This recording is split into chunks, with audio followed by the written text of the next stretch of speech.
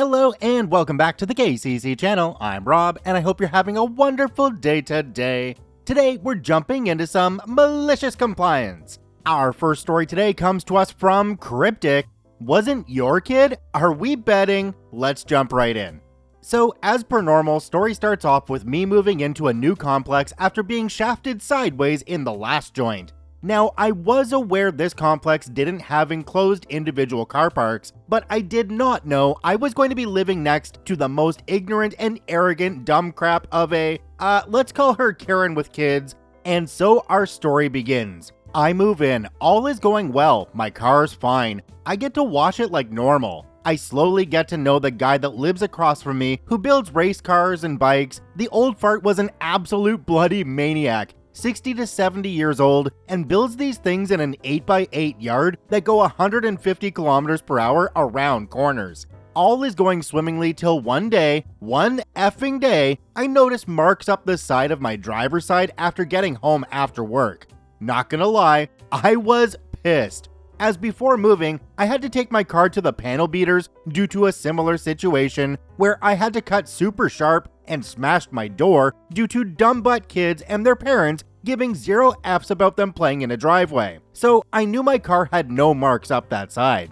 Usually there's another car parked between my car and Karen's spot, but not that day. Looking around, I see kids' toys scattered around everywhere up my side of the complex. Now, Karen only has one or two kids, and they didn't have all these toys. Fuming, I went inside and just relaxed with a few drinks, since clearly I couldn't prove anything. The next day, same darn thing, albeit no marks, but the toys getting closer to the car. A few days pass, and the guys living between myself and Karen notified me that a few dodgy guys in hoodies were looking around our side of the complex, and then the next day, a bike chained to a pole of the carport went missing. This is where I decided I would look into security cameras. Days pass again, and luckily no more damage. Then, one day, getting up and standing in the kitchen making coffee, I heard a thud. Looking out the window, the kids from the front of the complex are throwing a ball around with Karen's kid, and crap's hitting my car. And not soft hits either. I get super pissed off, since her door is open, and she's clearly watching them do this. I can't do crap, since it's a work day and I have to go to work. Should mention that I don't drive, as the car is a semi-project car that isn't quite road legal and costs a fortune since it's tuned to be more of a track car.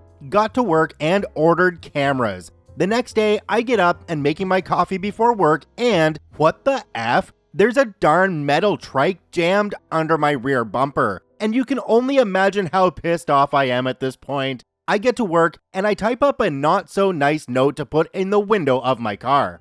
The next day, Karen sees me coming out screeching about the note in the window. How dare you write something like that my poor child can see? She didn't do anything wrong and you can't prove it. I'm going to the police to have you arrested. Then she proceeds with it's a public car park and it's your fault if anything gets damaged and you should know better. I crap you not, she actually said that. Funnily enough, after reporting me, no police visits or calls. Well, guess what? Cameras are here. I spend my Saturday putting up the cameras on both sides of the carport, pointing down at the car and being careful not to have it point at anyone's unit. Boys next door actually said it was a good idea, and later even told me they noticed fewer people creeping around. Fast forward a month of minor issues, and Karen has some guys over for drinks. Doesn't add much to the story, but could on the regular hear her obnoxious moans through the day, so mother of the year right there. I'm sitting in my room relaxing after work, having a few drinks, and I get an alert that my crap is being fiddled with.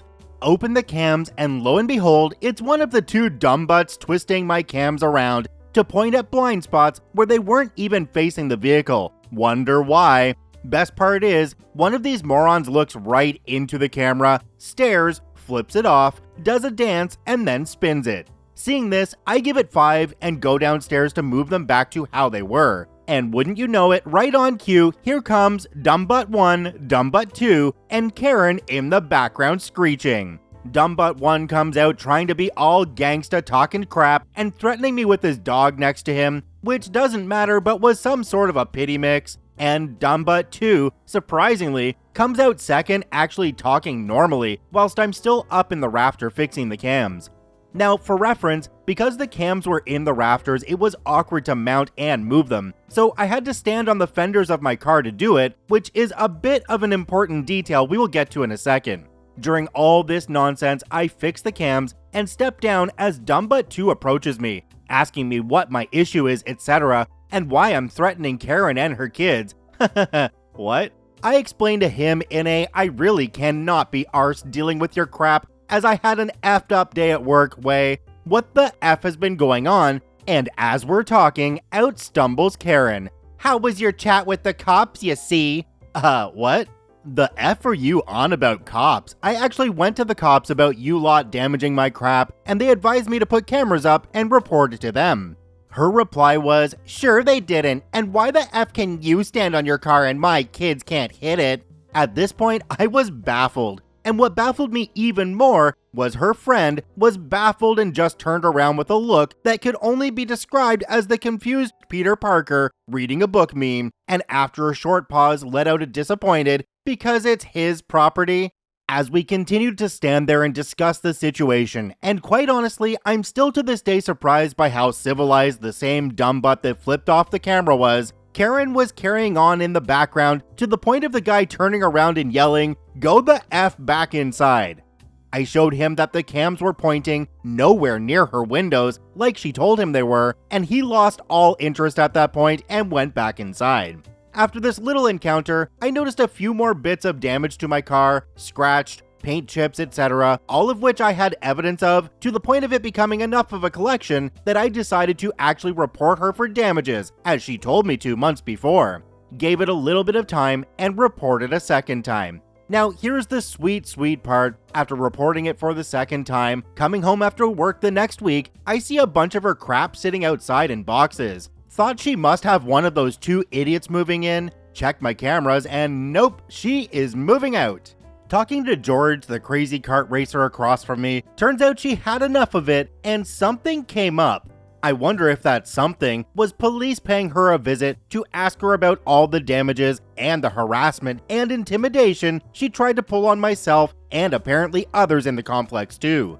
Turns out, when a Karen tells you to do something, I guess just do it. I am sure I left some info out, but the post was getting long enough as it is, and I'm sure you lot get the gist of it.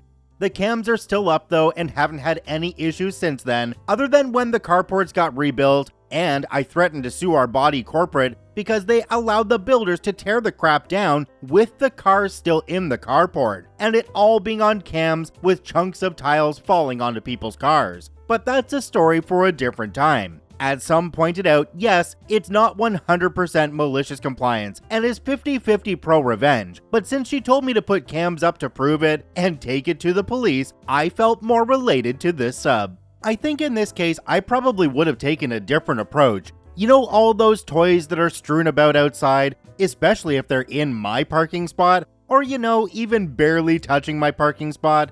I think I'd just make them disappear. I have no idea what happened. No, you can't look at my cameras, those are mine, but thanks for asking. Do me a quick favor, have a look down below the video. If that subscribe button's still red, it means you're not actually subscribed to the KCC channel. Please hit that subscribe button for more daily Reddit stories. Our next story today comes to us from Caro Snoopy 37. Need me to send in proof of my name change? Fine, enjoy your jammed fax machine. Let's jump right in. So, I was granted a legal name change a few months ago. Long, boring story as to why. Simply put, hated the unique spelling of my first name and wanted to ditch my surname. Didn't have much trouble updating my name most places. Social security, driver's license, insurance, yada yada. No bumps in the road until I got to the very last thing to update, my credit card. I use this particular credit card a lot. I'm self-employed and use this card to rack up travel points for flights, hotels, rental cars, etc. However, if you've ever checked into a hotel or picked up a rental car, you know the name on the card must match the name on the ID. So I call the credit card company, told I have to fill out a certain document and mail that in, alongside a copy of the court document. Fair enough, 2 weeks go by, hear nothing, so call again. They say they haven't received it. I'm then informed they have a fax number that I can use to send in the documentation. So I fax in everything necessary using an app on my phone. Another 2 weeks goes by, still nothing. I call again, same spiel on the other end of the phone. Please mail or fax, you get the deal. I once more did what they asked, yet another week passes.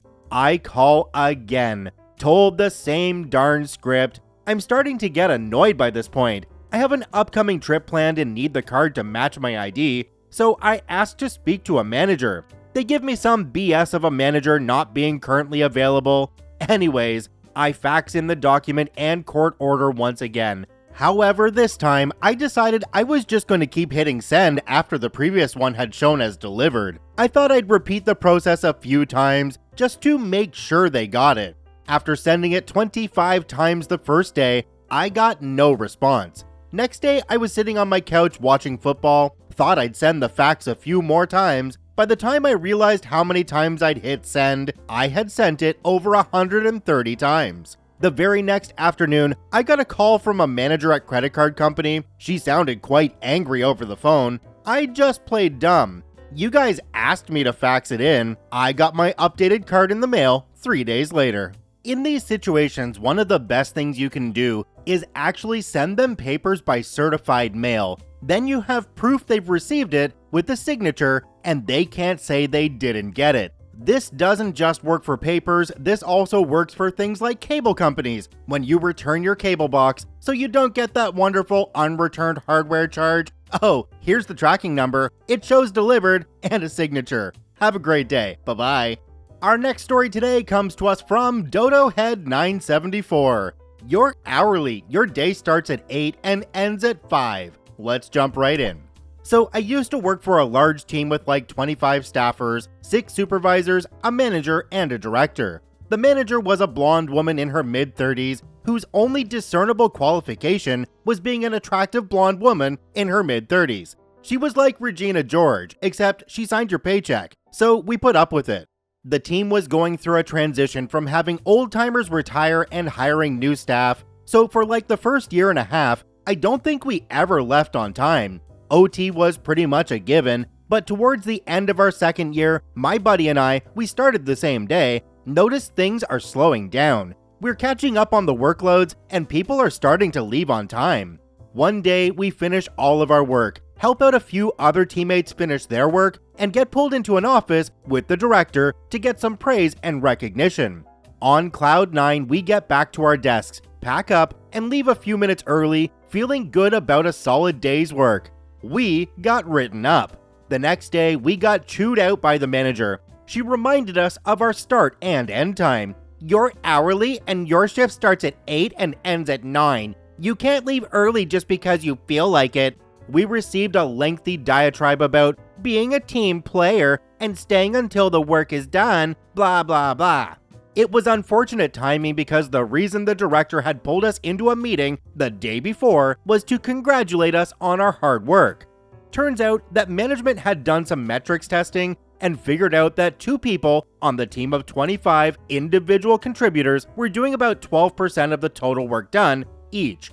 So the 2 of us were doing a quarter of the work of the entire team. Our manager had not yet been privy to that knowledge. Armed with the knowledge that everyone was liking their work to last the full day, we decided that for the next month, we would both work at the pace of everyone else, but darn it, we would be at our desks at 8 and wouldn't leave until 5. Most days we were done about an hour early, and then twiddled our thumbs looking at blank screens from about 4:30 till 5. We even stayed a few minutes past 5. About 3 weeks in, our manager even effing commends us on our hard work. Haha. About 2 weeks later, that month's metrics results came in and numbers were down. Turns out we were now doing about the same as everyone else, and the team was not hitting its figures. Our manager had to have known what we were doing, but what was she going to say? They aren't picking up everyone else's slack anymore. So she tries to F us over another way. I was a few minutes late one day, she effing wrote me up. Mind you, some of her supervisors would show up late on a daily basis, but I'm an Edmond Dantes kind of guy. I'm cool with that long haul revenge. I started to show up early. and would sit at my desk with the computer screen still locked until exactly 8 a.m. And this went on for about a week before the director had had enough and came up to my desk and asked me what the F I was doing. I explained that my manager wrote me up for leaving a few minutes earlier and wrote me up for being a few minutes late, so I'm just making sure I'm never late, as she explained to me that I am hourly and my shift starts at 8. I don't know if he thought the offices were soundproof or just didn't care, but the reaming he gave her was like listening to Beethoven's Ninth played by the Vienna Philharmonic. This is definitely the kind of manager that people leave their job because of. So I've said it in many other videos, people don't leave bad jobs, they leave bad managers in a lot of cases. That's absolutely what's happening here. OP's just lucky that the director had a better understanding of what was going on and raked that manager over the coals. Our last story today comes to us from Darth Zanat Best Dog, entitled neighbor caught by his own police call. Let's jump right in. My first post, so sorry if something is wrong with it, posted it in Entitled People, and someone thought it would fit perfectly in this subreddit, and I got enough votes to think people enjoyed it. So yeah, hope you enjoy it too. So, few years back, I, 20 male, had a small 2-room flat in a very old building in which you could hear everything. My bedroom was right next to the wall of my neighbor's 27 male flat. He was a stupid lunatic who always played video games until 4 or 5 a.m., and he had some kind of problem with losing in multiplayer. So every time he would lose, he would start screaming, throwing things around and punching the wall, waking me up almost every night. At the time, I was doing 2 jobs and needed every second of sleep I could get. I tried talking to him on several occasions, but nothing helped. One time, when I was out for work, I even left my sound system running a mix of artillery and machine gun barrages just to show him how annoying this stuff could be. But as entitled people are, it didn't do any good. Fast forward a few months and nothing improved, and I was getting crazy about this. One Saturday night, I had a little poker game running in my flat with a few friends, and my neighbor was having one of his usual tantrums. Since I had guests and they didn't like it, we turned up the music. Everybody listened to something different, so there was a good mix of death metal, techno, industrial, and hardcore. My neighbor was furious at some point and apparently called the police to file a noise complaint. Luckily, when they pulled up, one of my guys saw them driving up as he was out for a quick cigarette. Now comes the fun. We turned the music down before they came up, so when they rang the doorbell and I opened, they could not hear anything too noisy. Just a few guys having some beer and a little poker game. They told us there was a noise complaint from a neighbor saying it was too loud and that this was something constant. We told them we've been like this for hours. Then I had a genius idea. I asked them if my neighbor called them, which of course they couldn't answer, but I knew what was what. So I invited the 2 cops in and told them I'd show them what a real noise disturbance looked like. I led them to my bedroom where one could still hear my neighbor throwing tantrums, and I told the cops the whole story. And since they were already here, that I would like to file a noise complaint against him. The cops were shocked at the noise you could hear from the other flat and went directly over to his flat to tell him to shut the heck up, and that he would get reprimanded by written letter to keep the noise down and don't call police for false emergencies. I had a huge laugh as the cops came back to tell me to call them when he did something like this again, because in that case, I would be able to file charges. So, long story short, he thought the police would shut me down. Instead, it was the other way around. I never slept better than that night, and finally, I had some peace at home. I hope you enjoyed it. I recall there being a story quite a while back about somebody who had trouble with noise coming from a neighbor. And what they did was they got some kind of device that, when turned on, made the neighbor's speakers, or possibly headphones as well, just turn to static. That would be something that would work in this situation. Not quite sure what it was, but might be worth a Google. Check out all 4 OPs linked in the description down below. I thank you for watching. I hope you have a wonderful day, and we'll see you tomorrow.